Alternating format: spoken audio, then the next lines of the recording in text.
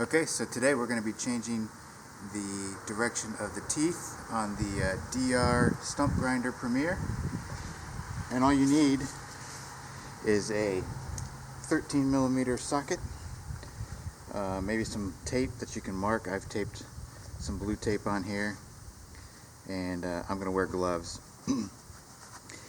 So basically you'll loosen this up. I've already loosened this one up, and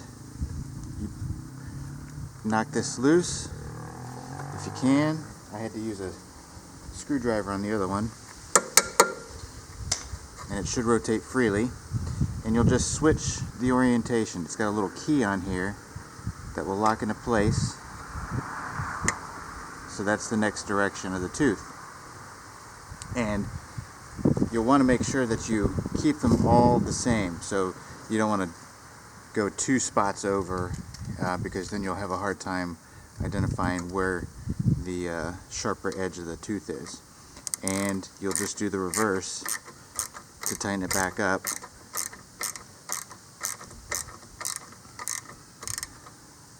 This is my first time switching the teeth, so hopefully we get a little bit more cut on the stumps. Okay, and then you'll rotate it to the next set, and again I used tape to indicate where I started from.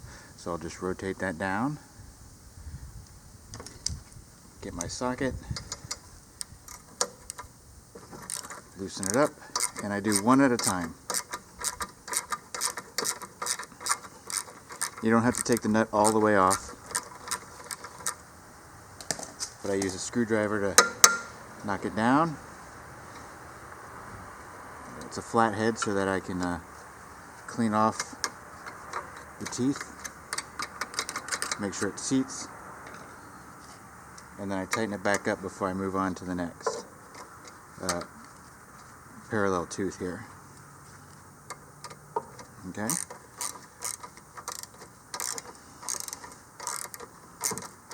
So I'll get this tightened up. I'll start doing the rest of them. This one feels a little loose, so it's always good to check. Yeah, see, that one's loose. So it's always good to check these periodically, and make sure you don't have any loose teeth or anything like that. But it's a pretty simple process. It's a good system. Again, I like the DR product. So far I haven't had any major issues. And you know, again, I'm not sponsored by DR. It's just what happens to be one of my favorite products personally, just because everything is so simple. So, alright, well, I hope you learned something. Time to go grind some stumps. On to the next.